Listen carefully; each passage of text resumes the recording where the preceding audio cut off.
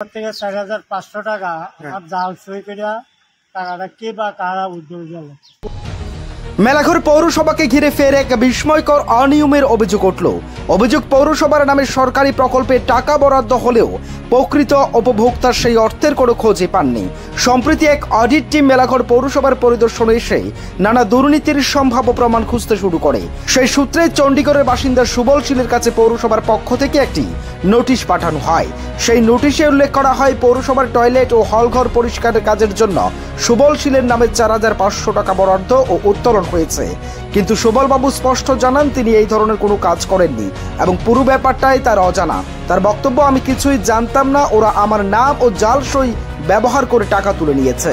এই ঘটনায় স্বাভাবিকভাবে প্রশ্ন উঠেছে, কিভাবে একজন নিরপরাধ নাগরিকের নামে টাকা উত্তোলন হলো এবং সেই টাকার হদিশ পৌরসভা দিতে পারছেন না কেন।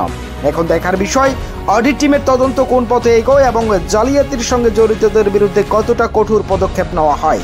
স্থানীয়দের বক্তব্য, এখনই যদি শাস্তিমূলক পদক্ষেপ না নেওয়া হয় তবে ভবিষ্যতে আরো মানুষ এই ভুতুড়ে দুর্নীতির শিকার হবেন। Bureau report, Tripura TV.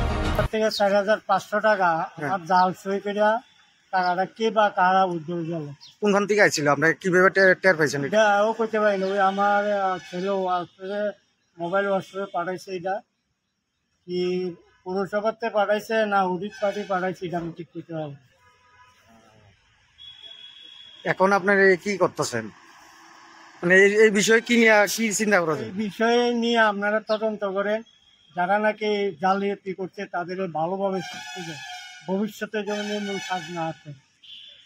পৌরসভা থেকে আইসে আপনি ছেলের কাছে, তার পৌরসভাতে আপনি গেছিলেন নি? আমার তো কোনো দরকার নেই, আমার টাকা নাই, আমি টাকা কোনো কাজ করছি না, আমি যাওয়ার কোনো দরকার নেই এই ব্যাপারে। কারণ পৌরসভা আপনার কি কোনো অ্যাকাউন্ট বা কিভাবে টাকাটা ঢুকছে? আমার একটা রেগার বই আছে, হ্যাঁ, অন্য কোনো অ্যামাউন্ট অ্যাকাউন্ট নাই।